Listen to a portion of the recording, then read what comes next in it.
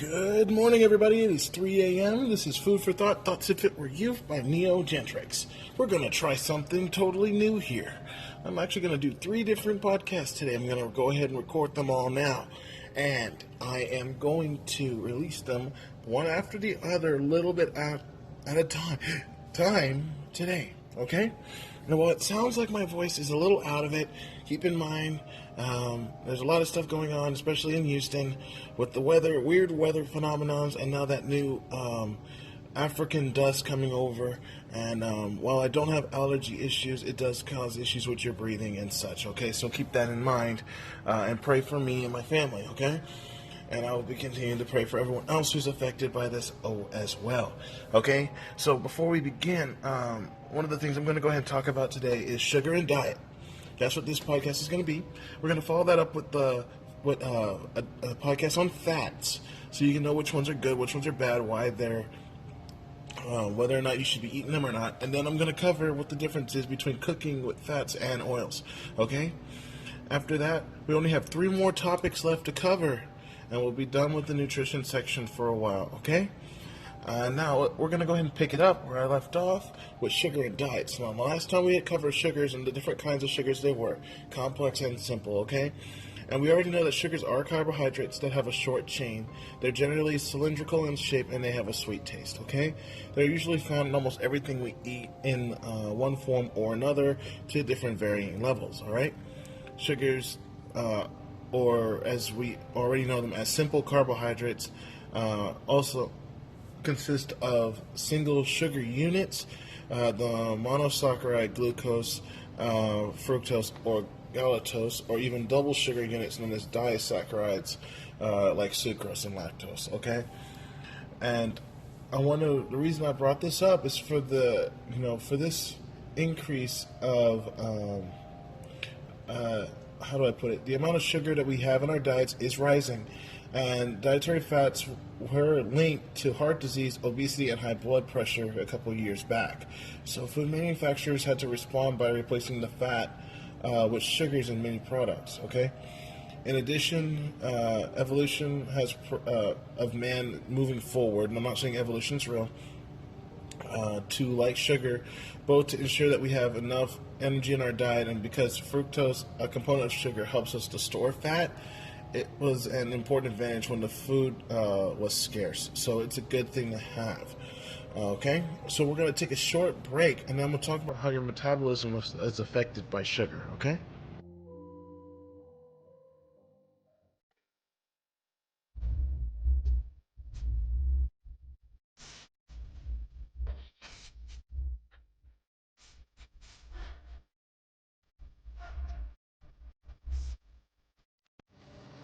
All right, and picking up where I left off here, okay? Next is your metabolism and how it's affected by sugar. So let's ask this question here. What happens when you consume sugar? All right? I want you to think about that one for a minute. The metabolic pathways depend on which sugars have been ingested in your body, okay? In general, the disaccharides initially divide into like 2 consistent monosaccharide units, prior to being absorbed by your body. However, glucose is your primary energy source for most living organisms, as it can be broken down to release energy more easily than either fats or any other amino acids. But it is, how do I put this, more difficult for the body to store glucose because it is more water soluble, okay? Glucose is therefore converted to less soluble polysaccharides called glycogen for storage in your muscles and your liver, okay? Glucose is absorbed directly through the intestinal wall into the bloodstream, and that triggers a release of the hormone insulin from your pancreas, all right? And with that being said, the insulin promotes the absorption of glucose into the cells by reducing the blood glucose levels back to normal. If, for whatever reason, the energy is required by the cells immediately, glycolysis begins and the glucose is metabolized to release energy in the form of adenosine triphosphate to help your body. It's similar to adrenaline, but without the side effects of adrenaline, okay? However, in the absence of the energy demand, the glucose does get metabolized into glycogen and then stored for later use. So when blood glucose levels drop too low, it converts it back to glucose either aerobically, which produces more energy per unit of glycogen and is important for endurance activities such as running, anaerobics, and such. But anaerobically, it produces less energy per unit, but it is a faster process for activities in different categories, especially when you're sprinting, if you're a sprinting type of person, okay? So with that being said, fructose also has a different metabolic pathway to glucose, as it cannot be used directly by energy by your cells. Instead, it's absorbed through the intestinal wall and transported to the liver, where it's metabolized through one of two pathways, either through blue glucose or, again, the glycogen levels when they're depleted. Fructose is metabolized first, though, into glucose, and then it's glycogen. But if the glycogen stores are full, it is metabolized into triglycerides or fatty acids, which are then stored in your adipose tissue, basically your rear, if you will. And high fructose consumption, either from excess fruit or fruit juice ingestion, or more importantly, from the sugars or high fructose corn syrup, which is used to sweeten foods and drinks. Okay? It is therefore becoming a major concern when you're trying to fight obesity, and we understand that. Okay? Galactose is not generally found free in nature in large quantities, but forms part of lactose. It's less sweet than glucose, but can be metabolized into glucose when necessary. So, I mean, you have to consider this fact when you're trying to lose weight. What are the reasons why I'm obese? What's causing it? And how can I lose that weight? Alright? We'll take a short break.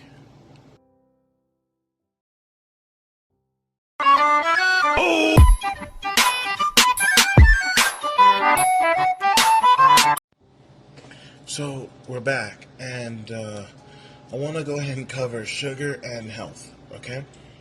Sugar has been associated with a number of health issues, including dental problems, alright? Even obesity and hunger.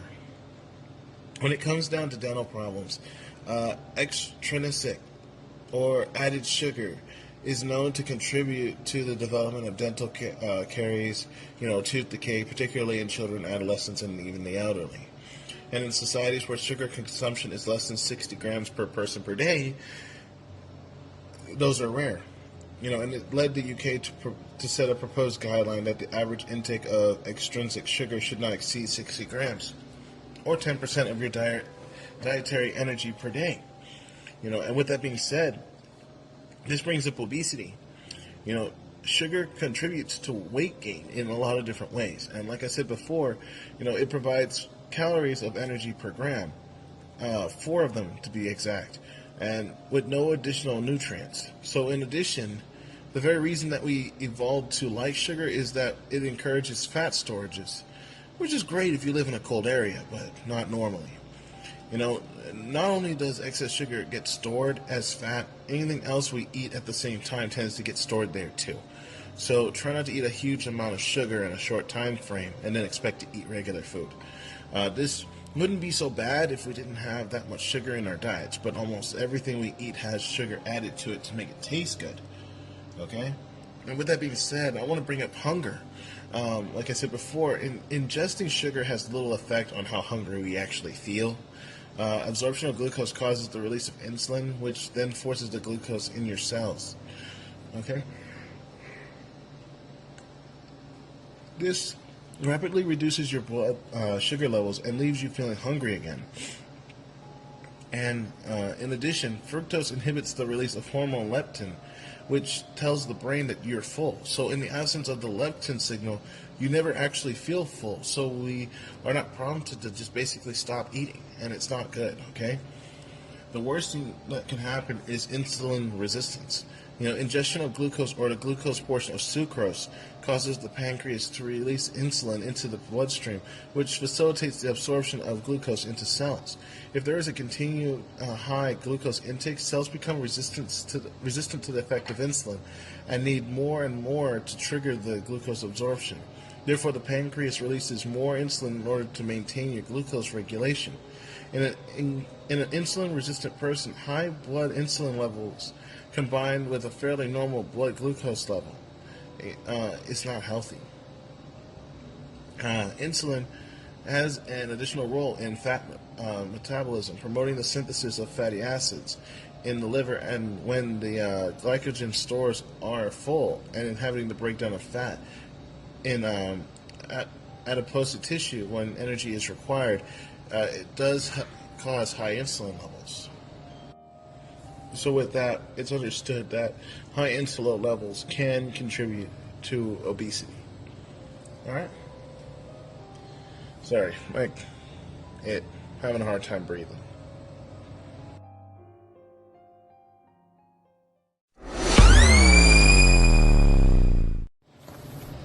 Let's go ahead and cover something important for a second here.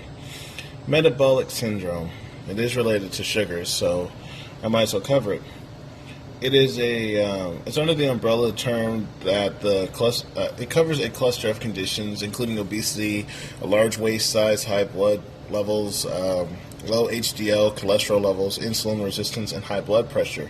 And in order to be classified as having metabolic syndrome, at least 3 of the risk factors have to be present, and the risk of it increases. Metabolic syndrome increases the risk of developing type 2 diabetes or heart disease. So, with that being said, I feel like I should at least cover diabetes a little bit. And, type 2 diabetes generally follows a period of insulin resistance. As the cells become more and more resistant to the effect of insulin, there comes a point at which the pancreas is unable to produce sufficient insulin to trigger the uptake of glucose into muscles and liver cells. At this point, the blood sugar levels become, way too high, and the result is diabetes. And high blood glucose levels can lead to the hardening of arteries and heart disease, kidney disease, blurred vision, even nerve damage. Symptoms of type 2 diabetes include excessive thirst, frequent urination, increased hunger, weight loss in some people. Although many people do not experience symptoms immediately, it does take time for it to happen. One of the things that can cause this is addiction, and sugar is very addicting. It causes a release of neurotransmissions known as dopamine in the brain in a similar way to drugs such as cocaine, heroin, and alcohol. And in a similar fashion, dependencies can result in needing more and more sugar just to get the same good feeling that you like so much. For example, many people start off taking a half teaspoon of sugar in their coffee, but this may increase to 2 or more teaspoons over time. Okay? Studies at Princeton have shown that laboratory rats fed sugar have exhibited all the classical components of addiction, such as binging, craving, withdrawal, sensitivity. And although the same experiments have obviously not been carried out on humans for, obvious reasons, many individuals would report similar experiences. And then there's the whole sugar withdrawal symptoms thing in humans. It can cause headaches, nausea, even mood swings.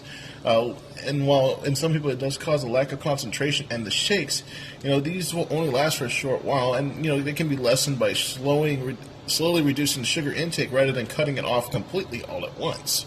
And the last thing we want you to do is go through a sugar withdrawal. So.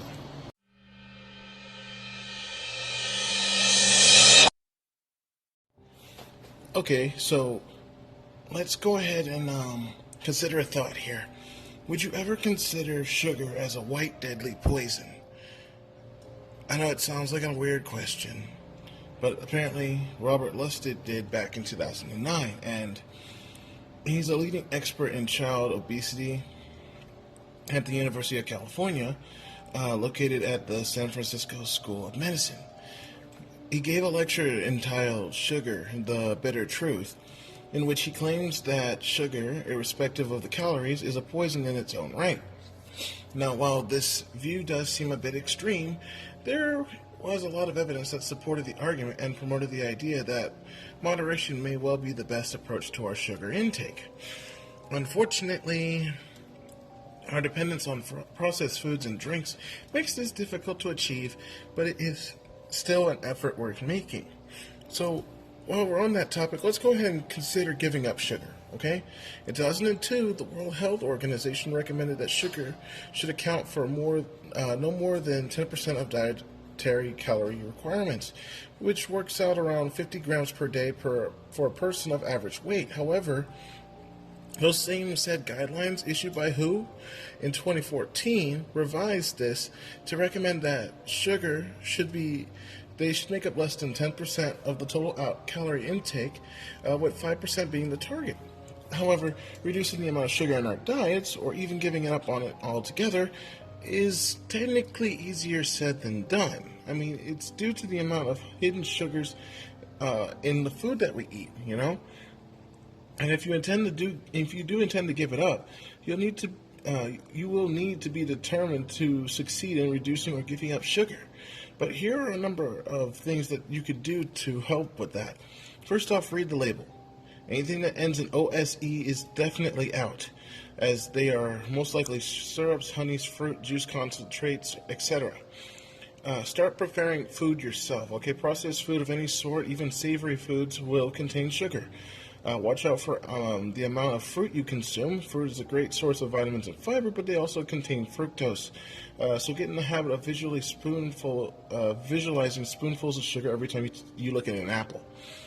Fruit juice and smoothies are even worse. I don't even explain why. Allow more time to shop and cook. Tell your friends and family you're going to go sugar-free.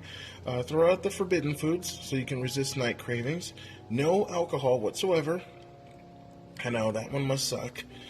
Be prepared for some withdrawal symptoms, such as headaches, irritability, cravings, muscle aches, etc. And then focus on the good. Increase energy levels with better sleep, and you'll lose weight, and you'll be a lot healthier for it, okay? And with that, I mean, that pretty much wraps up everything I have to say about sugars.